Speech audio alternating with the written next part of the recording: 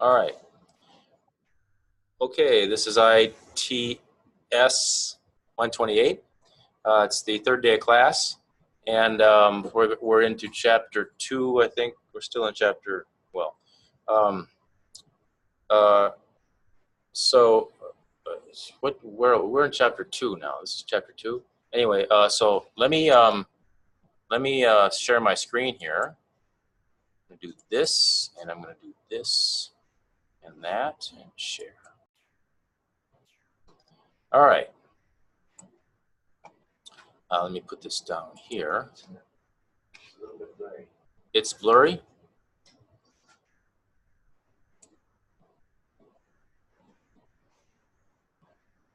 It's blurry. Okay. Well, it might. It might not be blurry when it's done, or when I've actually done recording it. If you'd like, why don't I can share my screen. I can't get this thing to work. Forget it. Okay. So anyway, ITS128. Today we are in chapter 2, Introduction to Visual C#. Okay, let's see. What have I done since last time? I have, we're still working on this assignment here.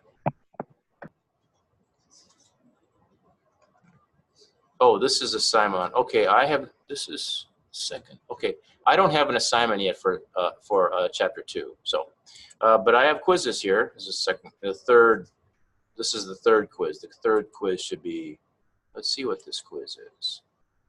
When you enter a statement in the code editor, Visual Studio analyzes it, and if the syntax error is found, it is underlined with a jagged line. Yeah, this is chapter 2 stuff. Okay.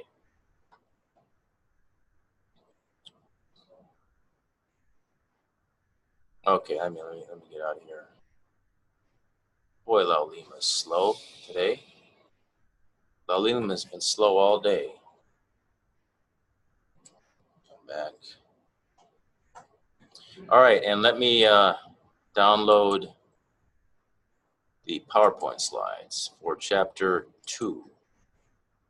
And maybe I'll put them in my thaw space. Yeah, right.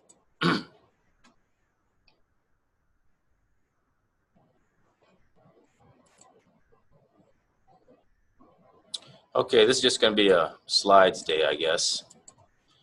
Okay, this chapter we're getting started with forms and controls, creating a graphical user interface for our first C# application, introduction to C# code, writing a hello world application, labels, IntelliSense, which allows you to, which will give you suggestions, and IntelliSense does depend on how you name your variables, because the way IntelliSense works is is as you're typing, it gives you suggestions of what it gives you a list of suggestions on what you could mean based on what you've already typed.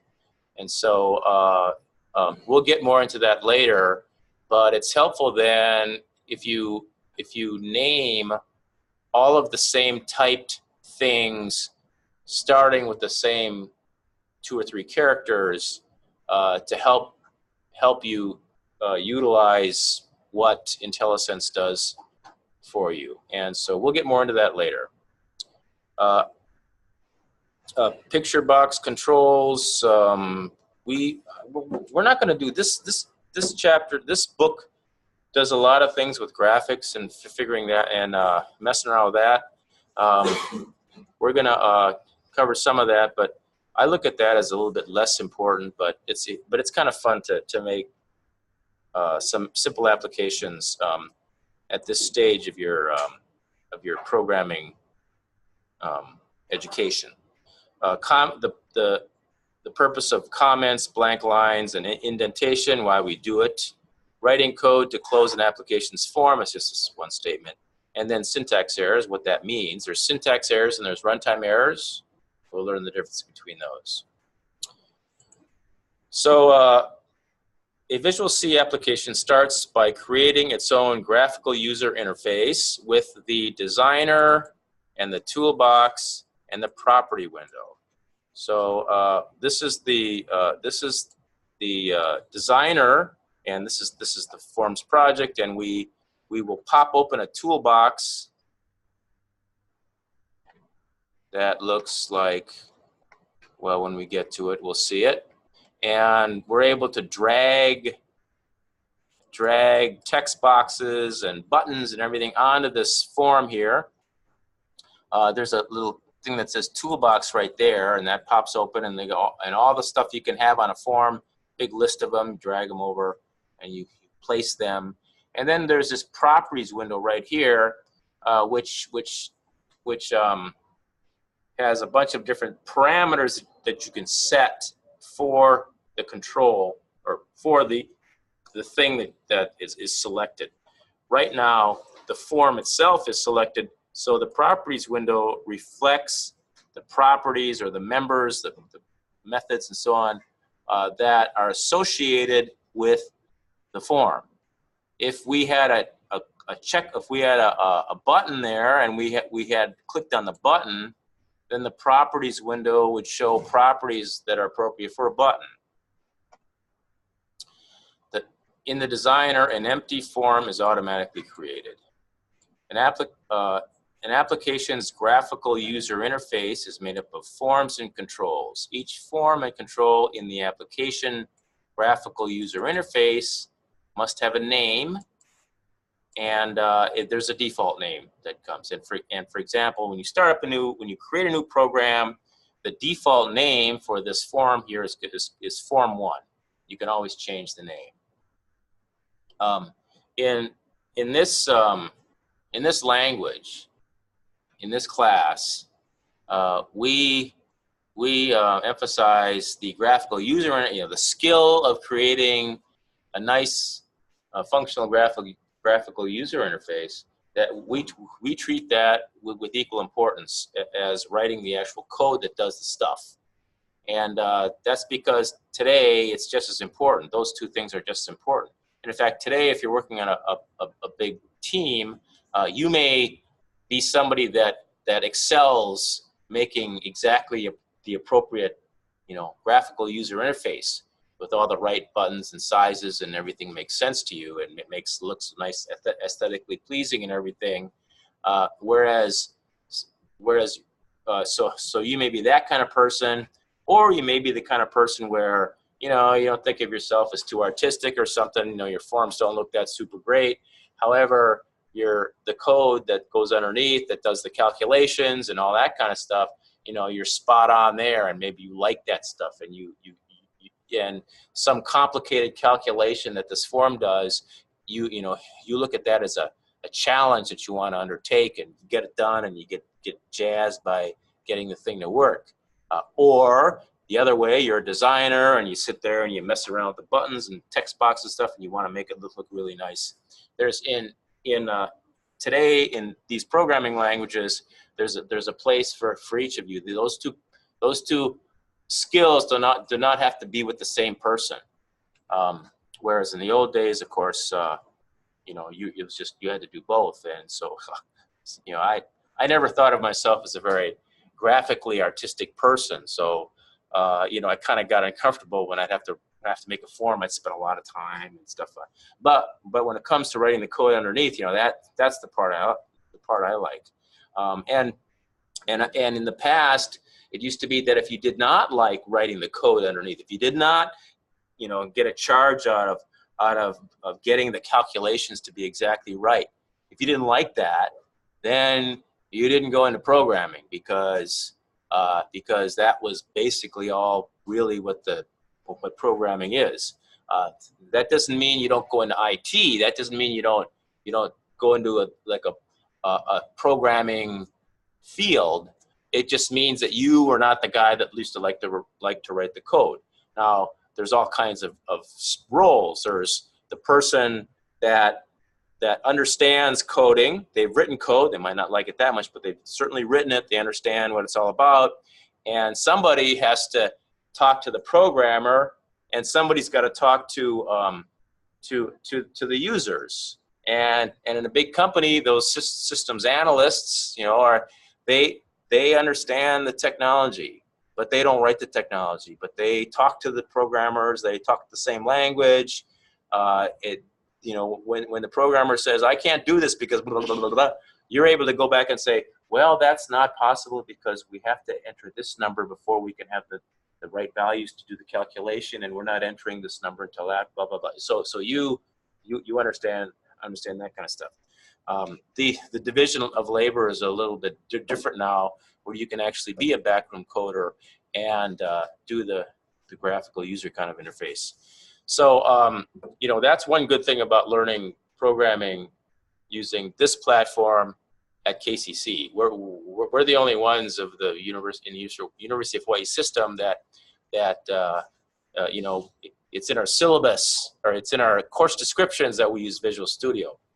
You know, you take computer science at Manoa, you use Eclipse or some other kind of free thing. You're writing code in Java. Some other places use Python and stuff. Those languages are all important, and Python is definitely a language you're probably going to learn before you get out of here. But you'll learn that Python, you can be a lot lazier. You don't need to declare your variables before you use them. You just use them. And Python's, okay, I've never seen this variable before. It must be a new variable, and then it goes on its merry way. Whereas in Visual Studio of C#, if you use a variable without declaring it, and that's a syntax error. It doesn't let you go any further. You know, red squiggly line underneath. So it's very appropriate that we spend, and it's easier to sort of grasp the visual part of it first. It's natural to first design the form, and then let's design the guts. You know, it's let's design the form and show the user and get the user to sign off on. And, you know, this is what the form looks like, and look, they're going to type. The user's going to type something in there and type something in there, and don't have to type in there. Or you click on the button, or you click on this button, and you get all that down. You get the user to sign off on it, or the customer to sign off on it, and then you go in and you write the code. If you're the designer of the graphical user interface, you are not going to design a form that the programmers, the eventual programmers, are not going to be able to work with. And there's actually a little bit of controversy even among the staff here on some of the older old-time programmers think we spend too much time on this visual stuff. We're not spending enough time teaching you guys the 6 common sorting methods and how to know when to use one sorting method over another. Well, you know, you don't really need to know that so much anymore, because why? Sorting methods are built into programming languages, and programming compilers can tell based on your code whether it should implement this particular sorting method versus this other sorting method. Now, if you're on a team that's writing a compiler, if you're on the team that writes Visual Studio or the part of Visual Studio that compiles the C# code, well, yeah, you're going to have to learn that. You're going to have to know that stuff. But that's a very small minority of people that write code. So it's a lot more appropriate these days. You know, when you're done with here with your two-year degree, you can go out and you can get a job, and you can be a complete you know everything to do you know finished work. And in fact, people that have only learned the coding part sometimes can stumble like, okay, how do I connect my method to the the guy presses a button, and then I want this method here to execute. How do I connect that up again? Whereas in Visual Studio, you just double click on the button and boom, you're right there. That's where you put it, and so on. So anyway, just this little tangent there. When you're working on a form, it pops up. It's an empty form. Looks like this, 300 pixels you know, high and wide, and it's got these thin dots around there, so you know the sizes of it. You can size it, and with Visual Studio, okay, so the size of this form, it's 300 by 300. That information is in code someplace. Okay, it's text. It's a text code. It's in a file called program.cs or something like. No, it's called form1.designer.cs in this case, and but you don't have to write that code. Okay, you just fiddle around with this box here, making it bigger or smaller, and Visual Studio takes care of generating that code. It's the text code that actually gets compiled. You know, you mess around with this thing, and it generates some text code, and that's your program. And then when you execute the program, it's going to take that text code and do with it what it will. This is a very a powerful thing that Visual Studio offers. I might have mentioned if you use Visual Studio for the Mac, you don't get this thing. Okay, you write the code in text. You write the code that Visual Studio Windows produces that actually creates this thing. And so if you want to debug your form, if you're using Visual Studio for the Mac and you want to debug your form, you have to write your code, and then you have to execute it, and you have to see what the form looks like when it executes. Well, before you do that, you have to have all the syntax errors out of your code. So you often don't debug the form part of your code until later. Well, it's better to have your form all set up before you start, you know, putting a lot of code in there. This is the property window, and every object has properties. And so this is what the properties window looks like for a form. And there's things like, well, here's the size field, whether, you know, some other stuff that there's a lot of this stuff that you will never code. Well, there's like lots and lots of properties, you know, dozens and dozens of properties for every object. And you're gonna see this plus sign here. You click that, and it's got a bunch of different size properties, not just 300. But this is a property that we're going to use a lot. This word right here. The text property of a form is right here, and this actually is what appears right up here. See, form 1. So in this property window, if you change this to you know Joe Schmo, then right here it's going to say Joe Schmo up here. Do you have to put it in camel case, right? Okay. You don't have to. For that kind of thing, you don't have to. You can. Just be consistent. You can use camel case. You can use Pascal format. Don't have it all in the same case. But you can, instead of camel back or whatever it's called, you can just put a word and then an underscore and a word. That's sometimes people like that better because it's actually more closer to English. So I'm not a stickler for that. I'm more of a stickler of what you name your objects, or you name your objects and classes, and I'll go over that with you. I don't think I'll ever mark off for not doing what I say, but for naming, you're going to find a convention that works for you. Now, I don't like the naming convention that this book uses. I prefer the naming convention that for the textbook that 148 and 228 uses.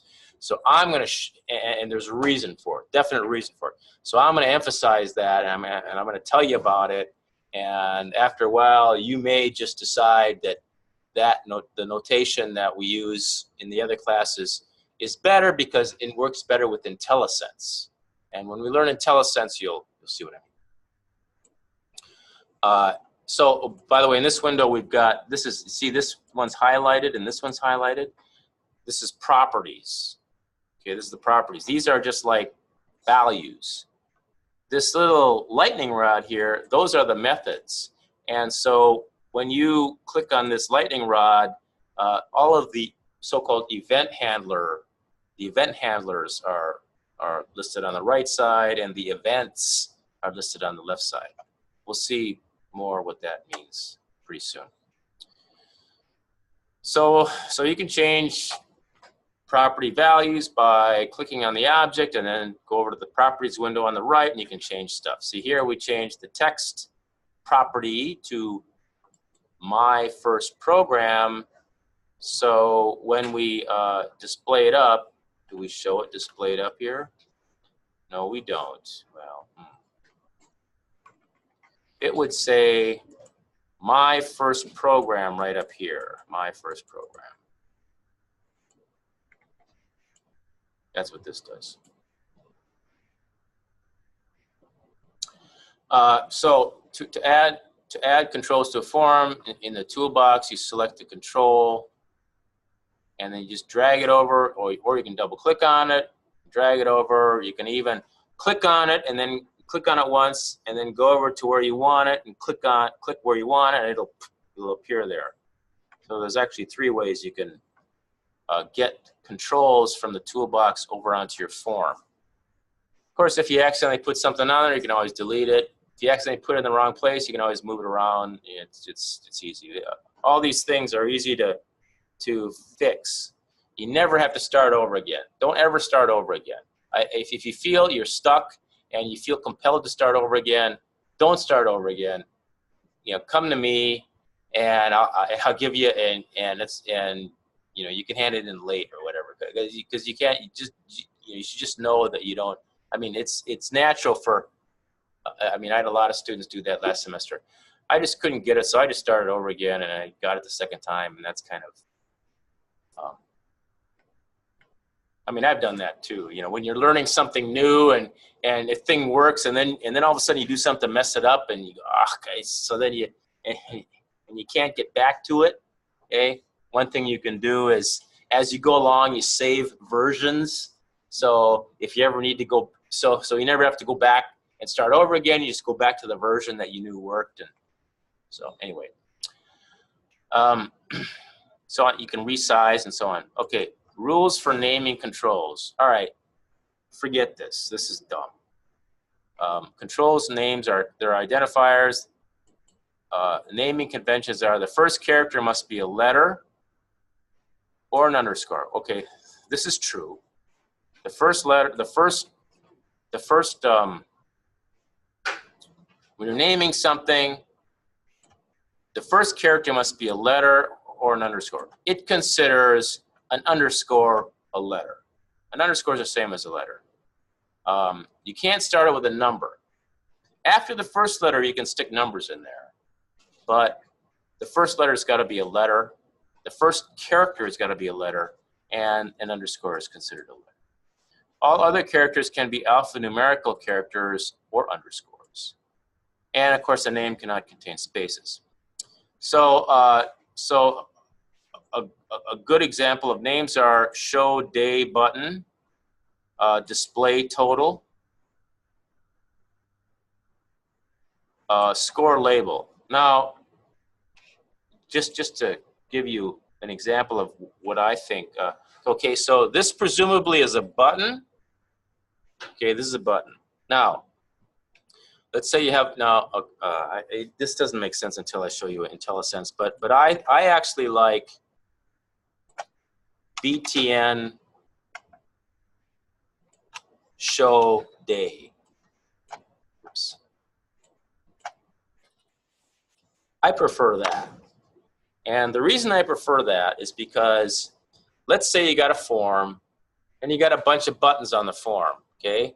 And you're typing along and you want to say, you want to access the button. You want to refer to the button.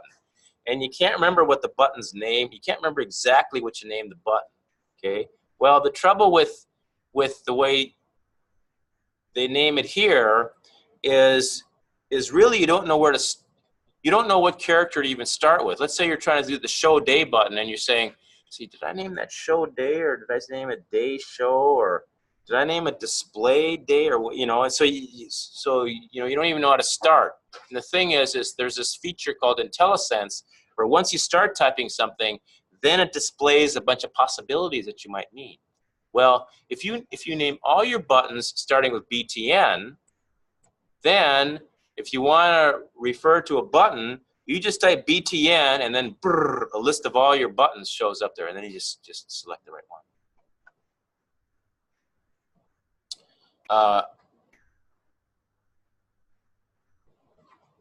We're going to make an application here, I guess. Form and a button control. To create a group, write code that causes hello world to appear when the user clicks a button. Okay, I guess we're going to write an application here with the user clicks a button. I remember this from last semester. Okay, so here we're going to start introduction to C# code. C# code is primarily organized in 3 ways. There's something called a namespace. There's something called a class. And there's something called a method. And a namespace is a container that holds a bunch of classes. A class is a container that holds a bunch of methods. It also contains properties. A class also holds variables. You know, spots to store data. Those are called properties in this programming language.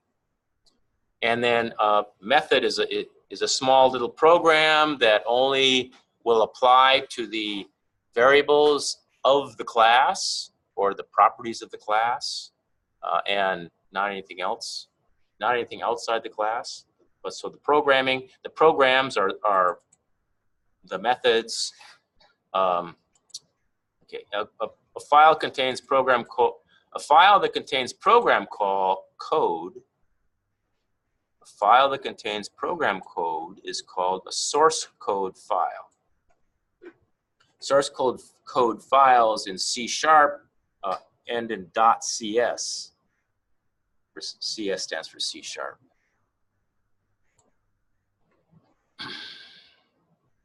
Source codes in Solution Explorer. Each time a new project is created, there's at least two source code files that are created.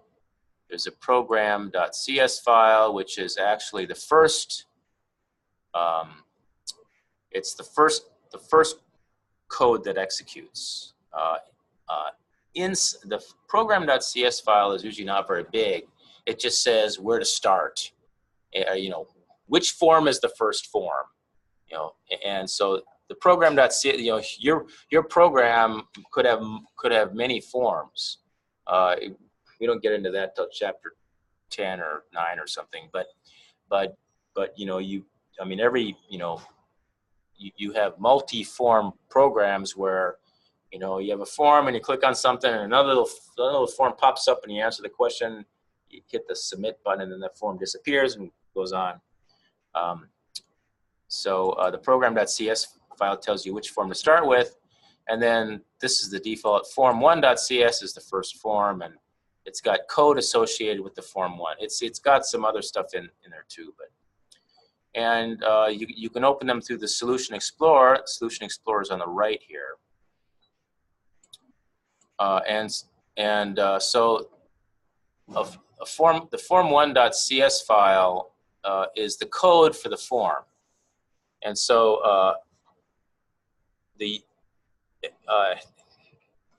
at the very top there are these things called the using directives. And these are these things up here. These are basically a bunch of blocks of code that are used by your program that the .NET platform provides for you. And so, for example, in your program, you may, you know, decide that you want to, you know, your program, you may decide that you want to be able to pop up some forms. I mean, of course, you know, in our programs, we're always going to have in our programs, we will always be using forms, always. And so, so all we got to do is say, you know, form 1 class, and if we want to pop open a form, we say, you know, the class dot open, and then a form pops up. Well, you know, something's got to make that form pop up, and but you don't have to worry about it. All you got to do is put this using system.windows.forms line at the top, and in there it's got all the code that is needed that you don't need to worry about, that will provide you with these functions down here that you can use to pop up the form and to, you know, display it and get data back from it and all that. So these user-defined the user-defined namespace of the project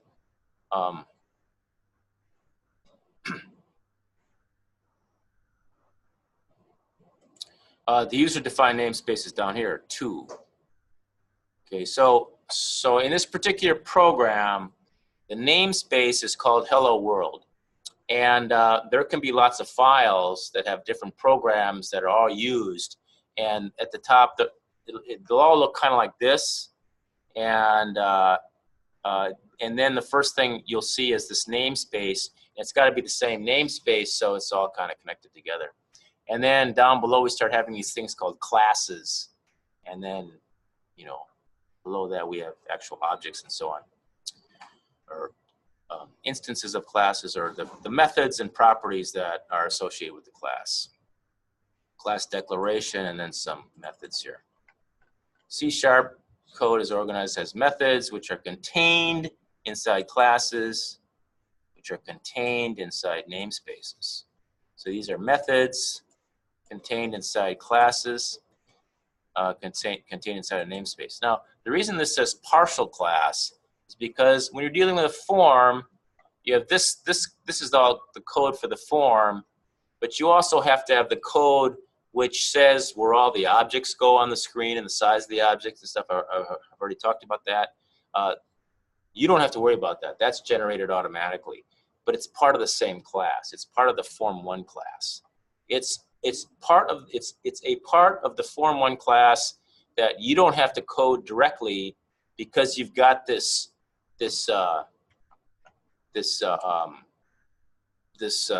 designer function or feature in Visual Studio. When you mess around with this form and you put text boxes and buttons on and so on, that is actually, when you're doing it, it's generating the other part of the class, which is, you know, the program that it specifies where all the stuff is. Anyway, so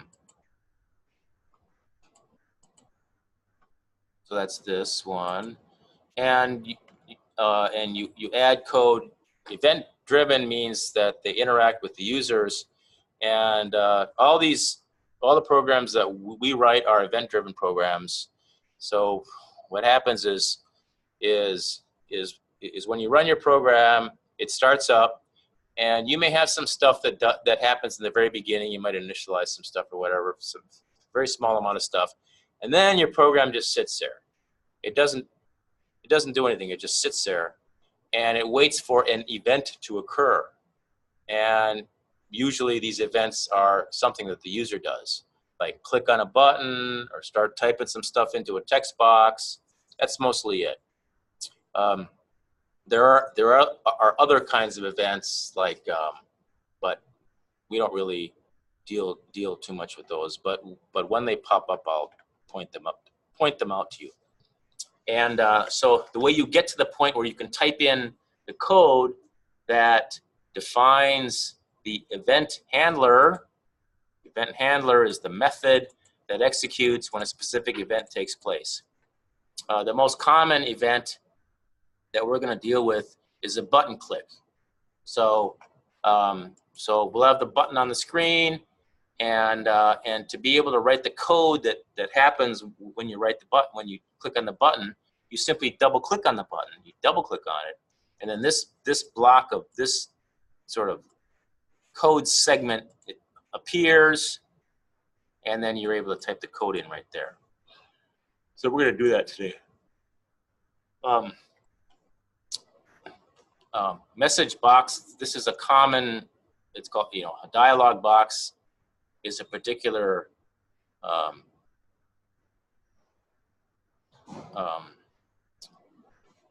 feature or function or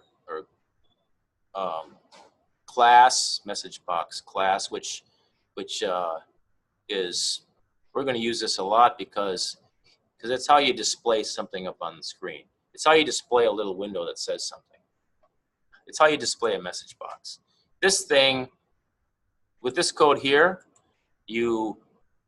when the program is running, you click on the button, and then this code right here executes. And the only thing this code does is it invokes this show method of the message box class, which pops up this message here. So this is code for the Hello World application. This is the whole thing. Almost. It doesn't say Hello World. It just says thanks for clicking on the button. We'll fix that. There's labels, and you know, labels are very useful when you're making your form because it says, you know, like if you have a text box, you want to know what's a text box for. Put a little label above it or something saying enter your name or something. And so those are what labels are commonly used for. But you can also use labels for output. You know, maybe the results of some calculations, you want to display out some results, and you can just use a label. And labels have a text property, and your program can write to that text property, and the label will change and display what you wrote to it. So commonly used properties, a text property, lots of things have a text property, and we'll see all that. You know, everything's got a name. Every object has a name. There's other things you can mess with. You can mess with the font. You can mess with the border style. You can declare whether it's auto-sized or the size is fixed. You know, you can align text. You know, all the kinds of quote kinds of properties you would think with any kind of something that's got text. These are different alignments for text. You can display output. I would not name this answer label. I would name it LBL answer. So label. Yeah. So that way, you know, I got a bunch of labels, and let's see, what was the name of the label that I used to display out the answer? I can't remember. And then you type LBL. Oh, there it is right there. Here, this is an example of what IntelliSense does. IntelliSense provides automatic code completion as you write programming statements. It provides an array of options that make language references easily accessible. With it, you can find the information you need and insert language elements directly into your code. So here is an example. You start typing TRA, and then displays all this stuff. Okay, so yeah, yeah, it would be easier. There's picture box controls. Now, you know, we use when I started teaching this class the first time, I actually used a picture box control. But it's kind of fun in this class because we can do things like display up something, and all of a sudden it changes to something else based on the click of a button. You know, we're heads and tails and so on. It's kind of fun. We're going to see that. Visible. You know, you can have a picture of something there, and the picture is inside a picture box control, and a picture box control stores a graphical image, but the picture box control has properties. One of the properties is the visible property, and if the visible property is set to true, then it displays up there on the screen on the form, if the visible property is set to false, then you can't see it. So, you know, you can think of it, if you're doing a heads tails thing, you can put the picture controls on top of each other, one that's got a heads graphic in it and the other one's got a tails graphic in it, put it on top of each other, and you switch back and forth which one you want visible, and you can see it switch right before your eyes, you know, like magic, because it does it really fast. This talks about how we use the image property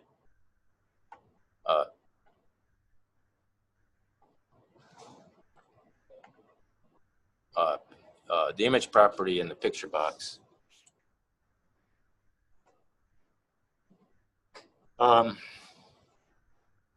One event is you know, you click on something and it's an event, so there would be a method or a program associated with that event should you choose to implement something. But everything on the screen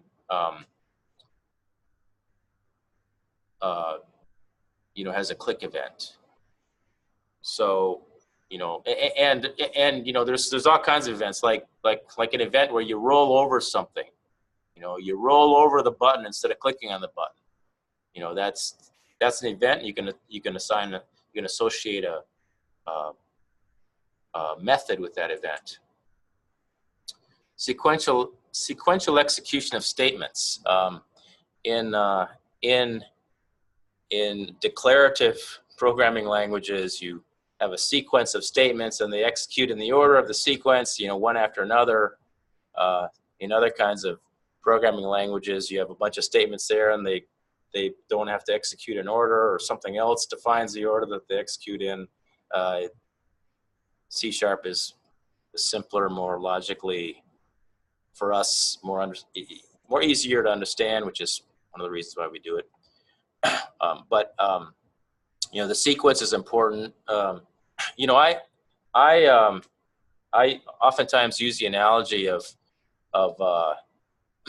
you know, a program is like a recipe, you know, for baking a cake, and you know, you can't put the cake in the oven before you put the flour in the cake and that kind of stuff. And so there's a sequence, and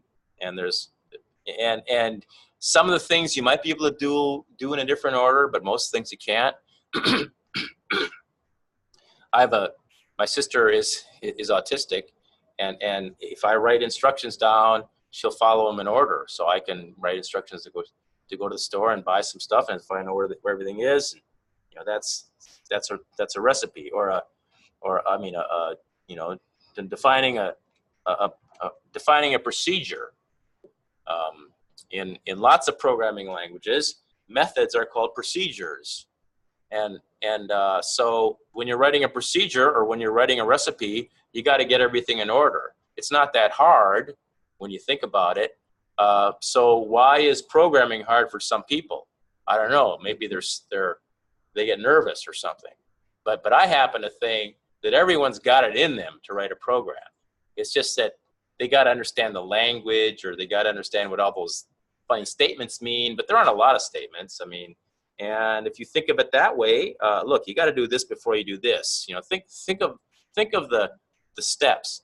Okay, so, and what's also nice with programming is you know, there's this thing called stepwise refinement, and back in the old days we used to think about that a lot. You know, you start by saying, you know, I'm gonna write a procedure to bake a cake. You know, the first step is you know, buy ingredients, bake cake, eat cake. Okay, so there, that's right, right? Buy ingredients, bake the cake, or you know, make the cake, eat the cake. Okay, so great. Now let's break this down. Buying the ingredients. Okay, there's a procedure for buying the ingredients, and you can further break that down. Once you're done, or not, you can start working on the second procedure. The second procedure assumes that, you know, when you start, you already have all the ingredients. They're all there presented before you. You don't have to do anything to get the ingredients because they're already there. You've initialized all those variables. And then you start writing the procedure to bake the cake.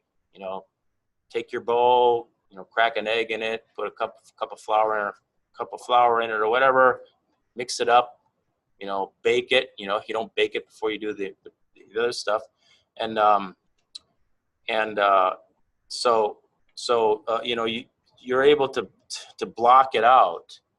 And the thing about programming is you can get as refined as you want. You know, some people can envision large sequences of statements in their head, so they don't have to block it down so much.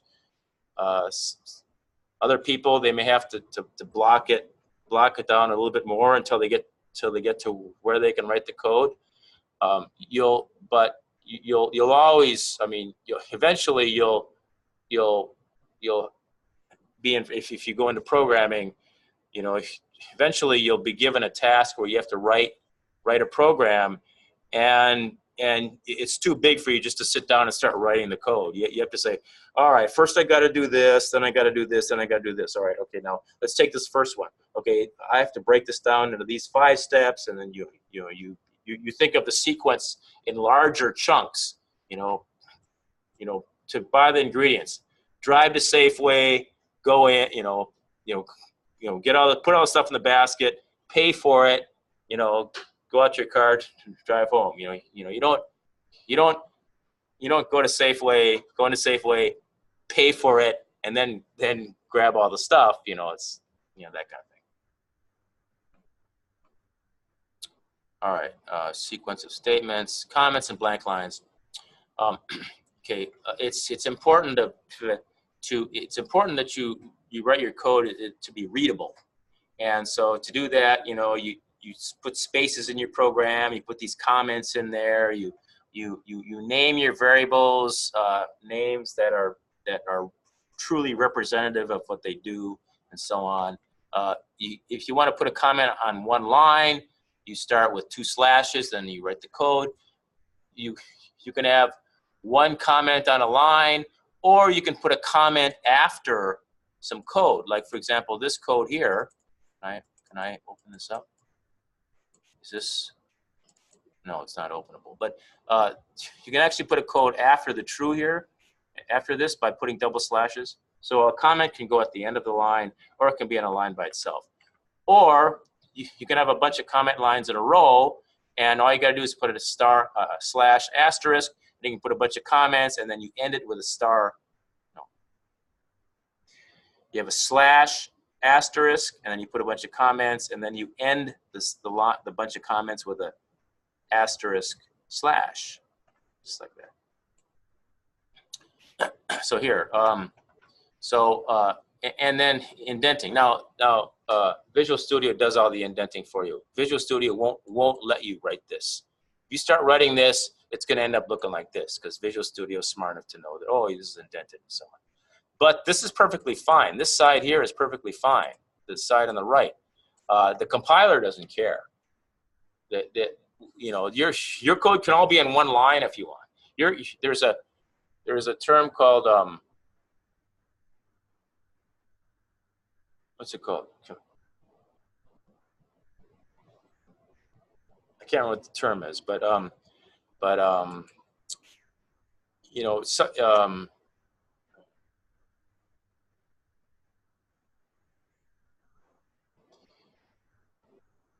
I can't remember what the term is.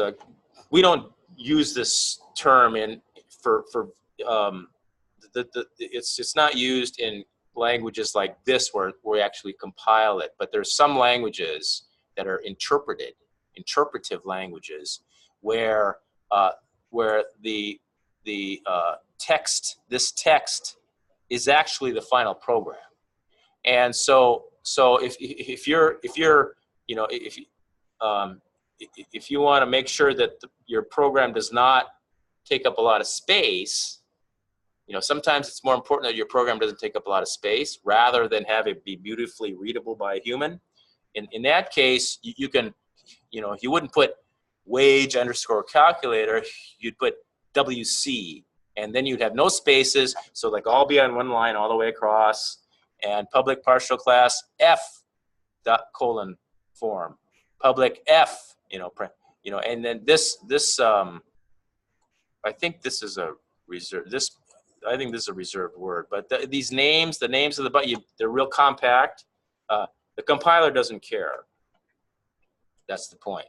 The point is that you make your code readable by humans, because especially with a language like this, the idea is you're not going to be the only programmer eventually. There's going to be other people that are going to look at your code, use your code. Maybe you've written a bunch of code and then you're gone to another company, but your code is still being used. Some other new person comes along and they got to maintain your code. They look at your code and you want them to say, "Oh wow, this is really readable, man. The guy that wrote this program, he knew what he was doing." Versus, "Geez, I can't understand it. Look at the way he names his variables. Why doesn't he use comments?" That kind of thing. So it says 416. This is how you close something. Dealing with syntax. Okay, so we're done. I'm going to quickly make a hello world. Okay, so let me bring up Visual Studio. Visual Studio.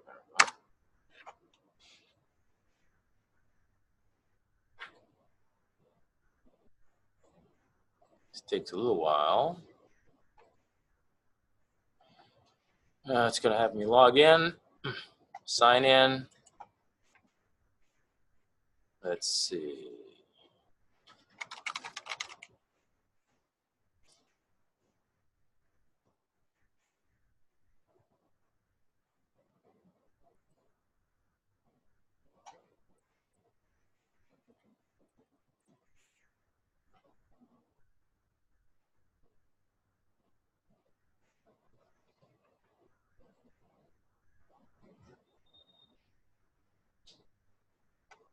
Okay, so this is what it looks like when you start up. Let me start a new project. New project.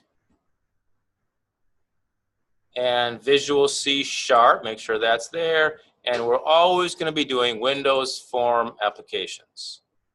Okay, so it doesn't matter what we put. I think I'll just put it on the desktop. And that's the folder, and I'm going to name it Hello World. Should we do that? Huh? Should we follow up? If you want to, or you can watch the video later. Okay.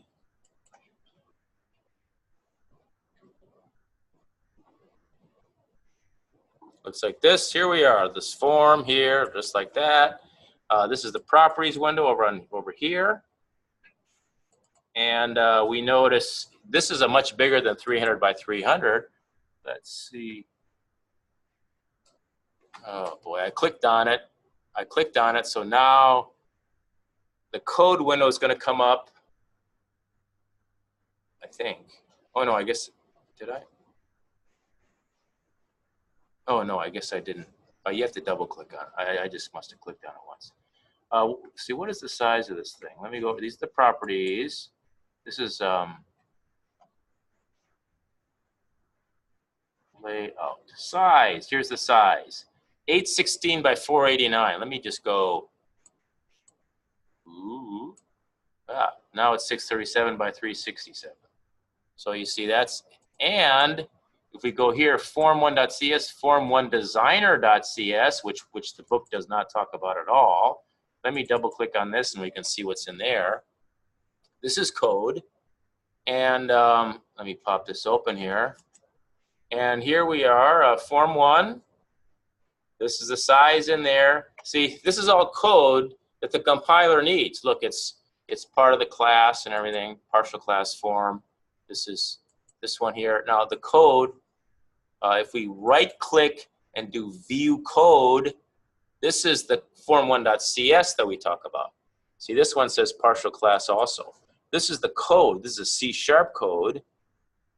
This is code that defines all the stuff that's on the form. But you never have to worry about this because manipulating this thing automatically generates this thing. Again, if you're using Visual Studio on a Mac, you have to write this. You have to write this thing. You don't get this. You only get this, and you got to write all this kind of stuff. So if you want to see what your form looks like, you got to run your program, and then it pops up and you see. So anyway, let's go back to here, and I'm gonna first of all, I'm gonna change the text property of this up here, form 1. So I'm clicking on the form. I'm gonna go down here to text, and I'm gonna change this to Rich Halverson's Hello World. And look, right up here it says Rich Halverson's Hello World. Okay, so I'm going to do something even more fancier than what the book says, because I want to show you about IntelliSense. Toolbox. Click on the toolbox. Now, you notice the toolbox covers up the form. By the way, here's the bunch of common controls. So I'm going to use a button, and I'm going to use, and I'm also going to use a text box. Excuse me. All right, and I think I'm going to use a label too. So you notice the toolbox is covering up the form. I don't want that. I want to pin this. I'm going to click this pin thing here, pin, and now the toolbox is on the right here, and the form is here. Oh, why is that? Because I clicked on the text box, and then I clicked over here, and now a text box appears. This is a text box. So I'll tell you what. I'm going to put a text box here. And I'm gonna put another text box here too. Just to, that was if I click again. No. Text box. I can drag it over, and I'm gonna put a label here, and I put this label be. I'm gonna have the label say name 1, and I'm gonna have another label over there, and I'm gonna do it this way. I'm gonna double click, and look at that, it just appears there. I'm gonna drag this down here, and I'm gonna say, for the text, I'm gonna say name 2. Okay, so now I got a couple, and there's ways that you can adjust this by going, I think, format, and you can align and do a bunch of stuff. We'll get more into that later. Why didn't I do that? So, and then I'm going to put a button. I'm going to put a button, and I'm going to say, hello, message. And I'm going to make it so I can see it. I think I'll do this. And then I'm going to do another button. I'm going to say, exit. And I'm going to name this button so I can keep track of it. I'm going to name it, where's the name? Name, I'm going to name it BTN exit. And I'm going to name this button BTN hello or something, whatever. And I'm going to name this text box TXT name 1. And I'm going to name this text box TXT name 2. Okay? And I'm going to put a label over here because I'm going to put my output in a label just because I want to do that. And and this time I'm going to name the label LBL output. And what I'm going to want the label to display when it's not doing anything, I'm just going to put I don't have to put anything. I'll just put an asterisk maybe. So, whatever. All right, so now I want to, I can make this. It was Control-Alt, right? Hmm? Was that Control-Alt? For what? To select all the... Oh, I just drag over here and got them all. That's, yeah. Okay, so it's 4:24, I better hurry up. Okay, double click on this, and so here we are. Namespace, blah, blah, blah. So I'm gonna say, so when they click on the button, it's gonna be here. I'm gonna say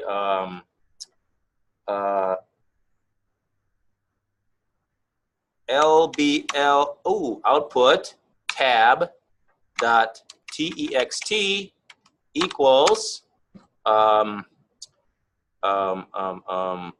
txt name1 dot text plus and plus txt name2 dot text. And I'm going to say, I forgot to put this quote, hello there plus. Okay, plus is how you, as they say, concatenate two text strings. You know, in Excel it's an ampersand. In PHP it's a period. In Visual Studio, I mean in C# and in Java it's a plus. A lot of languages it's a plus. Yeah, I'm sure it's a plus. Okay, so that's it. So when I click on that hello button, it's gonna write into the label, hello there, first name, last name, but there has to be something in there. So that's fine. Let's test this. Let's just test it. Start. Compiling. Down here it's compiling. Boom. There's my text box. Okay, I'm gonna say Joe and Melissa. How you spell Melissa? I don't know. Hello message. Boom. There you go. Look at that. Hello there, Joe and Melissa. Oh. Okay, I'm gonna stop it, and I'm gonna go over to the form, and I'm gonna make it. I know. I'm gonna put it down here, just so I can see. All right. Okay. Now I want to make the exit do something. So I'm gonna double click on the exit, and look at this. The event handler for the exit button pops up, and I'm gonna say this close. That's what I want. Close. Tab, and then I got to put, since it's a method, I got to put a parentheses, I got to put a semicolon. You notice there's a squiggly line there? It says you're missing something. Also, if I actually try to run this now, it's going to go boom. And no, I don't want it to run. And right down here, there it is. The error list, that's expected in form1.cs, line 27. See how clear it is? Line 27. Oh, look. Squiggly line, semicolon. Done. Now let me run it again. All right. John, Mary. Hello message. Hello there, John and Mary. Fine. Janet. Hello there, Janet. I'm going to do one other trick thing. On the form, it's getting late. Form. A property of the form, I wanted to do, I have that here, behavior.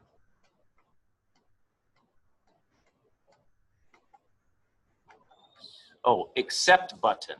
So accept button is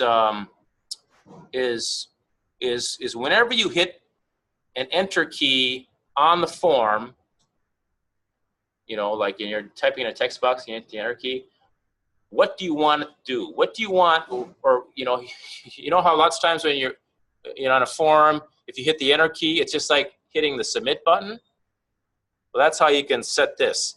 But there's two buttons. Which one is it? Well, I want it to be the hello message button. So over here, accept button, I'm gonna click on here, and I'm gonna do, it's BTN hello that I want to be the accept button. Okay, there.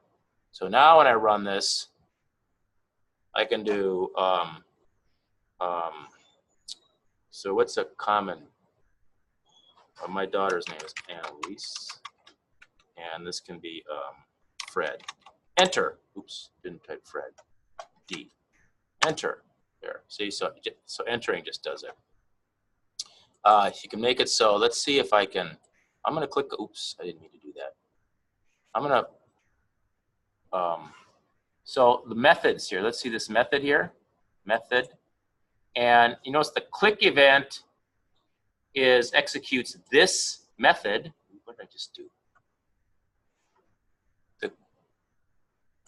The click event executes this method, which by the way is this method, btn hello click. See that? Now I would like it where if it